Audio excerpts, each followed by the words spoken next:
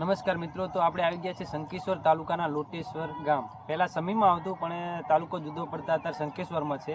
ત્યાં જૂનું શંકર ભગવાનનું મંદિર આવેલું છે અને પાંડવોના કુંડ આવેલા છે. અને આ મંદિર ઠેક મહાભારતથી જોડાયેલું છે અને એક લોહેશ્વર રાક્ષસ છે એનાથી જોડાયેલું છે. તો આગળ આપણે જઈ અને દર્શન કરી અને પછી એનો આખો લેખ તમને કહીએ. પહેલાં દર્શન કરતા આવીએ.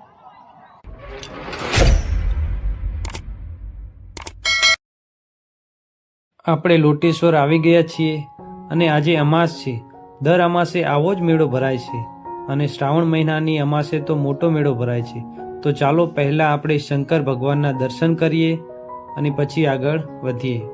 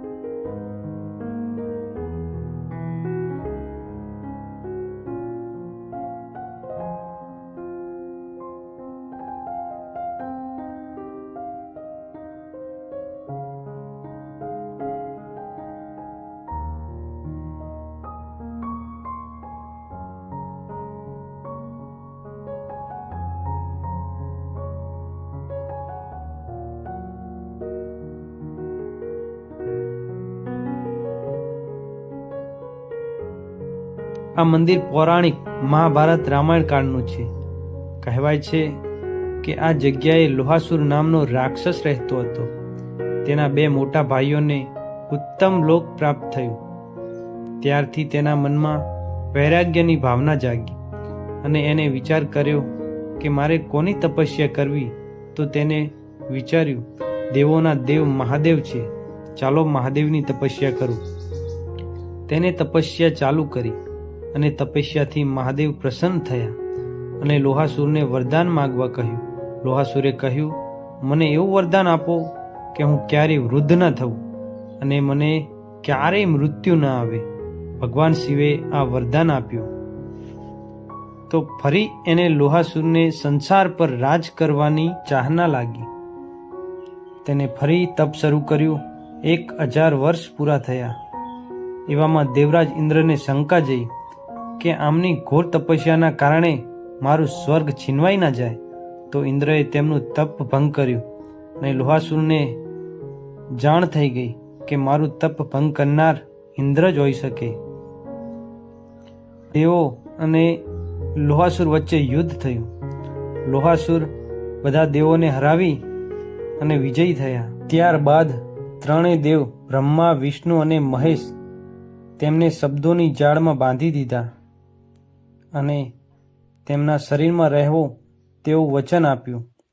અને એવું કહેવાય છે કે ભગવાન શ્રી રામે તેમનો વધ કરેલો. આ મંદિર રૂપેણ અને ખારી નદી બંને નદીની વચ્ચે આવેલું છે.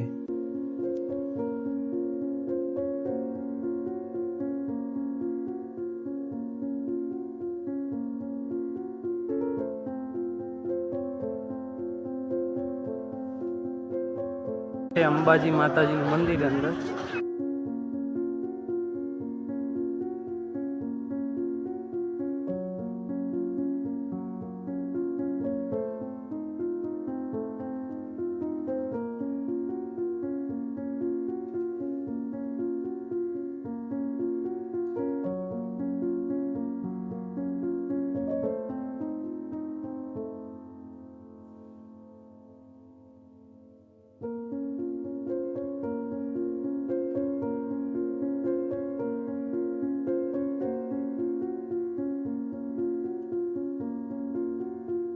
અંબાજી માતાજીનું મંદિર અને ચારે બાજુ ગઢ જે રાજા વખતનો ગઢ બાંધેલો છે ચારે સાઈડ.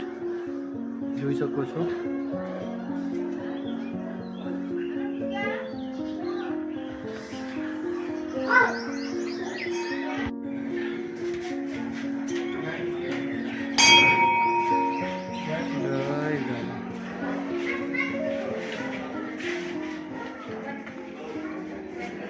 આ છે વરખડી, જે આપણે 5 પાંડવોની મૂર્તિ છે ત્યાં આપણે વરખડીના પત્તા ચડાવીએ તો દરેક મનોકામના એ પૂર્ણ થાય છે. અને આ જોઈ શકો છો વરખડી જુઓ હજી સુધી પણ છે, આ મહાભારત કાલીનની છે. અને આ છે 5 પાંડવ.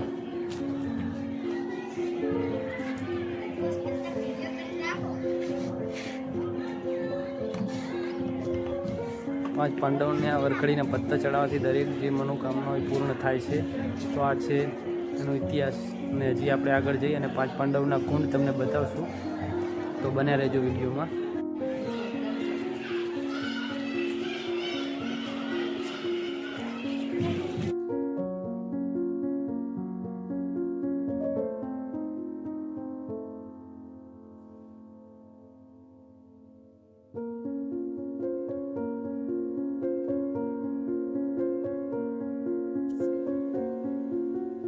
આ 5 કુંડ છે 5 પાંડવોના.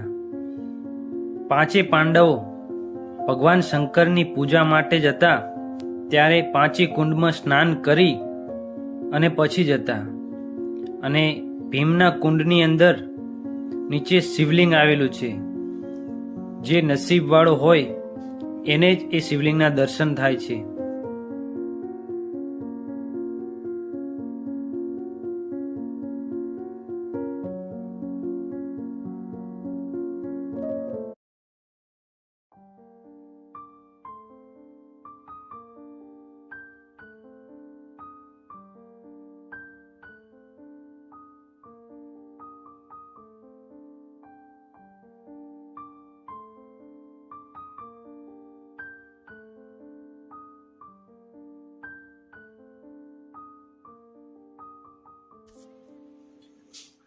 કુંડની અંદરથી પાણી લઈ સૂર્યદેવને ચડાવવાની એક પ્રસિદ્ધ મહિમા છે.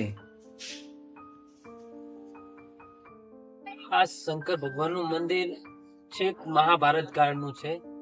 તો અહીંયા પાંડવો વનવાસ માટે આવ્યા હતા અને કુંતી માતાને ઉપવાસ હતો, એટલે ઉપવાસ તોડવા માટે શંકર ભગવાનની પૂજા કર્યા વગર તોડતા નહીં. તો એમની પાસે એક લોટો હતો, એ ઊંધો વાળી અને ઉપર માટીનું ચારે બાજુ લેપી દીધું અને શિવલિંગ બનાવી અને તેની પૂજા કરી. અને યુધિષ્ઠિરે બાણ મારી અને એક બાજુ પાણી અને એક લોહીની ધારા વહી, તેથી નામ પડ્યું લોટેશ્વર. અને ભીમે આની મજાક કરી, શિવલિંગ ઉપર ગદા મારી, ગદાના 2 કટકા થઈ ગયા. તો પછી ભીમ પણ એને પૂજવા લાગ્યા. અને અહીંયા 5 પાંડવોના 5 કુંડ આવેલા છે, જોઈ શકો છો. વચ્ચે ભીમનું કુંડ છે અને આજુબાજુ 4 ભાઈનું કુંડ છે, 4 પાંડવોનું. એટલે કે એમ કરી 5 પાંડવોના કુંડ છે. લોટેશ્વરને પુરાતત્વીય સ્થળ પણ કહેવામાં આવે છે, કારણ કે 2009માં પુરાતત્વ શાસ્ત્રીએ આનો અભ્યાસ કરી અને 2009માં પુરાતત્વ સ્થળ તરીકે ભારતીય સંસ્કૃતિ તરીકે પણ પ્રખ્યાત છે. એ લગભગ ઈસવીસન પૂર્વ 3000 વર્ષ જૂનું છે, એનાથી પણ જૂનું છે, કારણ કે આ મહાભારત કાળનું છે. તો આ હતો અહીંયા લોટેશ્વરનો મહિમા. તો અમારી ચેનલને સબસ્ક્રાઈબ કરજો, લાઈક કરજો અને શેર કરજો. અને અહીંયા શ્રાવણ મહિનાની અમાસે પણ બહુ મોટો મેળો ભરાય છે. તો અહીંયા આવવા માટે સમીથી પણ અવાય, શંકેશ્વરથી પણ અવાય. તો એકવાર આવી અને શંકર ભગવાનના દર્શન કરજો. અને અહીંયા પાંડવોની જે કુંડ છે એના પણ દર્શન કરજો, જોજો, બહુ મજા આવશે. તો આ તમને વિડીયો ગમ્યો હોય તો લાઈક, શેર અને અમારી ચેનલને સબસ્ક્રાઈબ કરજો. હર હર મહાદેવ.